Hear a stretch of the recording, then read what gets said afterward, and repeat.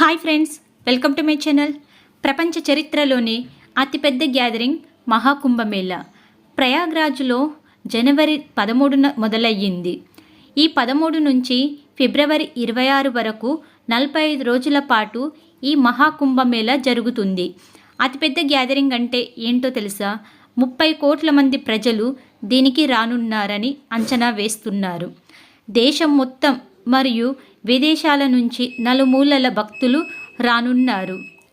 యాక్షువల్లి, అసలు ఈ కుంభమేళలు ఎందుకు జరుపుతారు? ఎందుకు ఇంతమంది భక్తులు వెళ్తారు? హిందూ మైథాలజీ ప్రకారం దేవతలకి రాక్షసులకి యుద్ధం అవుతుంది. ఆ యుద్ధంలో అమృతం చిరుకుతూ ఉంటారు. ఆ టైంలో కొన్ని చుక్కలు వెళ్ళి 4 ప్రాంతాల్లో పడ్డాయి. అదే ప్రయాగ్రాజ్, ఉజ్జయిన్, నాసిక్ మరియు హరిద్వార్. ఈ 4 ప్రాంతాల్లో కుంభమేళనే టైంలో వెళ్ళి అక్కడ స్నానం ఆచరిస్తే చేసిన పాపాలు పోతాయని ఒక మైథాలజీ అన్నమాట. భక్తులు, సైంటిస్ట్స్ చాలామంది ప్రపంచవ్యాప్తంగా వస్తారు. కుంభమేళకి ఇప్పటికే పూర్తి స్థాయిలో వీటన్నిటికీ ఏర్పాట్లు జరిగిపోయాయి. ఎంత జరిగాయి అంటే ఆ స్టేట్ సీఎం ఒక ప్రత్యేకమైన సీటునే కట్టించారు. అక్కడ ఉత్తరప్రదేశ్లో. అంతేకాదు prime minister, president, vice president, central ministers అందరూ దాదాపు ఈ మేళాకి అటెండ్ కానున్నారు. దీనికి సంబంధించి ఫస్ట్ టైం చాలా వరకు టెక్నాలజీ వాడి, ఈ టెక్నాలజీ RFID టెక్నాలజీ ఒకటా రెండా అన్ని రకాల ఎమర్జింగ్ టెక్నాలజీస్ వాడుతున్నారు. ఈ కుంభమేళాలో divine and digital Kumbh Mela, divine Kumbh Mela combine చేస్తున్నారు. దాంతోపాటు రష్యా నుంచి, ఉక్రెయిన్ నుంచి, 2 దేశాల నుంచి సైంటిస్ట్స్ వచ్చి సాత్వికులు అక్కడ మెడిటేషన్ చేస్తారు. ఫీజ్ కావాలి, యుద్ధం ఆగాలి అని చెప్పి ఇలా రకరకాల అద్భుతాలు ఉన్నాయి. ఈ కుంభమేళాలో కుంభమేళా అనేది ఫేస్ నుంచి చూసినా కనిపించదంట. అంత గ్యాదరింగ్, అంత పెద్ద గ్యాదరింగ్ కనుల విందుగా ఉంటుంది. భక్తి పరవశ్యంతో ప్రజలందరూ కూడా అక్కడ మైమర్చిపోతారు. 2019లో జరిగిన కుంభమేళాకి దాదాపు 25 కోట్ల మంది వచ్చారు. ఇప్పుడు 30 నుంచి 40 కోట్ల మంది వస్తారని అంచనా. ఇప్పటికే ఉత్తరప్రదేశ్ ప్రభుత్వం 7,500 కోట్ల రూపాయలు దీనిపైన ఖర్చు పెట్టింది. ప్రయాగ్రాజ్లో జరిగే ఈ మహాకుంభమేళా దాదాపు 2 లక్షల కోట్ల ఎకనామిక్ యాక్టివిటీ జరుగుతుందన్నమాట. 67,000 కొత్త స్ట్రీట్ లైట్స్ ఏర్పాటు చేశారు. 400 కిలోమీటర్ల టెంపరరీ రోడ్స్, తాత్కాలిక రోడ్లు నిర్మించారు. 23,000 సీసీ కెమెరాలు బిగించారు. దాంతోపాటు మొదటిసారి artificial intelligence AI best surveillance అనేది మొదటిగా ప్రవేశపెట్టారు. ఈ కుంభమేళాలో వీటన్నిటితో పాటు 15 లక్షల టాయిలెట్స్ నిర్మించారు. ఈ కుంభమేళాలో జరిగే ప్లేస్లో అండ్ 10,000 మంది స్వీపర్స్ని అపాయింట్ చేశారు. ఎప్పటికప్పుడు ఇప్పుడు ఏరియా మొత్తం నీట్గా, క్లీన్గా ఉంచేందుకు రైల్వే మంత్రి అశ్విన్ వైష్ణవ్ కథనం ప్రకారం దాదాపు కుంభమేళా కోసం 13,000 ట్రైన్లు ప్రయాణం చేస్తే ప్రత్యేకంగా భక్తుల కోసం మాత్రమే 3,000 ట్రైన్లు ప్రయాణం చేస్తాయి. అంటే కుంభమేళా రీచ్ అయ్యే ప్రాంతాలకి 13,000 ట్రైన్స్ ఉన్నాయి. 3,000 ట్రైన్స్ ఎక్స్క్లూజివ్ ఫర్ డివోటీస్ అంటాం. మహాకుంభమేళాకి చాలా చరిత్ర ఉంది. మనం అసలు చరిత్ర లిఖించక ముందు కూడా కుంభమేళా జరుగుతున్నట్లు ప్రస్తావాలు ఉన్నాయి. ఆ తర్వాత ఉరియన్ సాంగ్ ఎవరు ఏదైతే చైనీస్ ట్రావెలర్ భారతదేశానికి వచ్చారో ఆయన దీని గురించి ప్రత్యేకంగా రాశారు. తర్వాత సౌత్ ఇండియాలో చోళాస్, విజయనగర్స్ వీళ్ళు కూడా దీన్ని సెలబ్రేట్ చేస్తున్నట్లు కథనాలు చెబుతున్నాయి. మొఘల్ చక్రవర్తి అక్బర్ కూడా ఈ కుంభమేళాకి అటెండ్ అయినట్లు చరిత్ర చెబుతోంది. అంతేకాదు 1565లో ఆయన నాగసాధుస్కి ఒక గ్రాండ్ ప్రొఫెషనల్ వెల్కమ్ ఇచ్చినట్లు కూడా చరిత్ర చెబుతోంది. చరిత్రలోనే ఇంత పెద్ద గ్యాదరింగ్, ఇంత పెద్ద సమ్మేళనం ఎక్కడ ఉండదంట.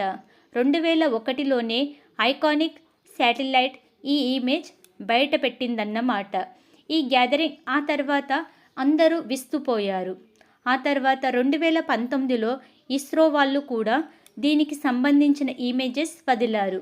ప్రపంచంలోనే ఇది అతిపెద్ద గ్యాదరింగ్ అని చెప్పి పేర్కొంటారు. ఈ మహాకుంభమేళకు సంబంధించి 2019లో కొన్ని గిన్నిస్ రికార్డ్స్ కూడా వచ్చాయి. మనకి largest sanitization management, largest crowd management, largest waste disposal management. అంటే క్రౌడ్ మేనేజ్మెంట్లో మనం అతిపెద్ద క్రౌడ్ మేనేజ్మెంట్, అతిపెద్ద శానిటైజేషన్, శుభ్రత, తర్వాత వేస్ట్ డిస్పోజల్, ఏదైతే చెత్త ఇదంతా ఉంటుందో ఆ వేస్ట్ డిస్పోజల్లో కూడా ఇది అతిపెద్ద ఈవెంట్ అని చెప్పి మన గిన్నిస్ రికార్డు కూడా వచ్చింది. 2017లో కుంభమేళకి యునెస్కో ఇంటాంజిబుల్ హెరిటేజ్ లిస్టులో కూడా చోటు దొరికింది.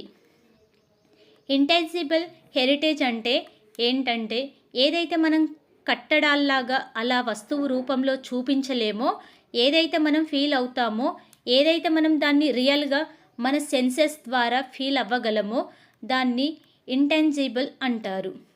కుంభమేళకి ఇంటాంజిబుల్ హెరిటేజ్ లిస్టులో కూడా పేరు దొరికింది. ఈ కుంభమేళ అనేది ప్రత్యేకంగా 4 చోట్ల జరుగుద్ది. ప్రయాగ్రాజ్, ఉజ్జయిన్, నాసిక్, హరిద్వార్.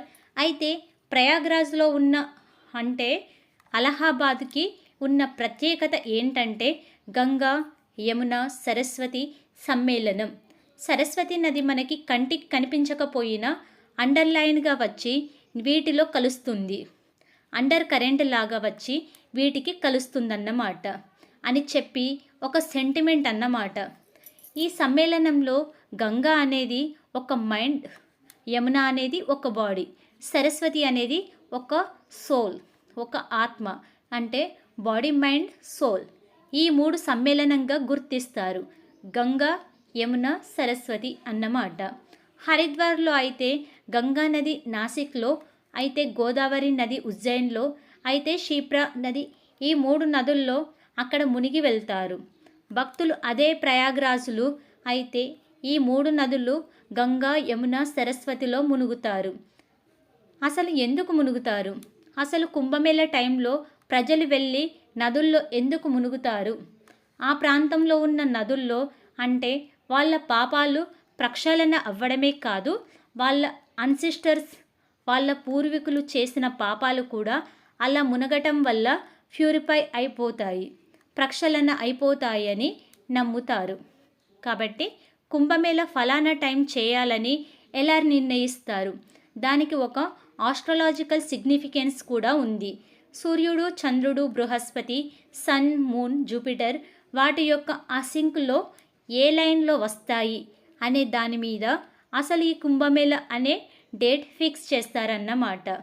కుంభమేళ సందర్భంగా ప్రపంచవ్యాప్తంగా, దేశవ్యాప్తంగా చాలామంది సాధువులు, సైంటిస్ట్ అక్కడికి వచ్చి మెడిటేషన్ చేయటము, రకరకాల ఇంటెలెక్చువల్ డిస్కషన్స్, విజ్డమ్ షేర్ చేసుకోవడం, ఇవన్నీ చేస్తుంటారు. కుంభమేళ సందర్భంగా చాలా సెరమనీస్ కూడా జరుగుతుంటాయి. ముఖ్యంగా ఒక ట్రెడిషనల్ ప్రొఫెషన్ అంటే ఆకార అని చెప్పి ఒక ఊరేగింపు లాంటిది. అదొక ట్రెడిషనల్ ప్రొఫెషనల్, అదొక మొనస్టిక్ ఆర్డర్. అంటే సాధువులంతా కూడా ఒక గుర్తింపుగా, ఒక గుంపుగా, ఒక గ్రూప్ లాగా కదిలి ముందుకు సాగుతూ ఉంటారన్నమాట. ఈ ఆకార అనే ప్రొసెషన్లో ఒకవేళ గనుక ఇది ఊరేగింపు, ఇదే ప్రొసెషన్ ఏనుగుల మీద కానీ, గుర్రాల మీద కానీ, ఇతరతర రథాల మీద జరిగితే దాన్ని పేష్వాయి అంటారు. నాగసాధువులని ప్రత్యేకంగా కుంభమేళలో దగ్గరికి వస్తారు. వాళ్ళు శివుల భక్తులు అన్నమాట. వాళ్ళు గంగలో మునిగితే అంటే ఆ వాటర్లో మునిగితే, నదిలో మునిగిన దాన్ని షహీ స్నానం లేదా రాయల్ బాత్ అంటారు. ఈ నాగసాధువులు ప్రపంచానికి దూరంగా ఉంటారు, మెటీరియల్ ప్లెజర్స్కి దూరంగా ఉంటారు. స్పిరిచువల్ ఐసోలేషన్ అంటే వాళ్ళు సెపరేట్గా ఉంటారన్నమాట. కేవ్స్లో అలా ఉంటారు. కానీ కుంభమేళ టైంలో వీళ్ళందరూ వస్తారు. కుంభమేళలో స్నానం ఆచరించడానికి హిందూ మతంలో నదుల్ని పూజ చేయటం చాలా సీక్రెట్ అన్నమాట. మనం ఎప్పటి నుంచో ఆచరిస్తున్నాం. నదుల్లో మునిగి తేలితే మనకున్న పాపాలు పోయినట్టు లెక్క, పాపాలు లక్ష్యాలు అయిపోయినట్లు లెక్క. ఒక మాటలో చెప్పాలంటే మహాకుంభమేళలో జరిగే స్పిరిచువల్ గ్యాదరింగ్ అనేది ఒక మినీ ఇండియాలా కనిపిస్తుంది. భారతదేశం నుంచి ప్రతి చోట నుంచి, ప్రతి రాష్ట్రం నుంచి వెళ్తారు, సాధువులు వెళ్తారు. ఒక కళ్ళకి కనువిందుగా ఉంటుంది. అసలు అంత స్పిరిచువాలిటీ పోషిస్తూ ఉంటుంది.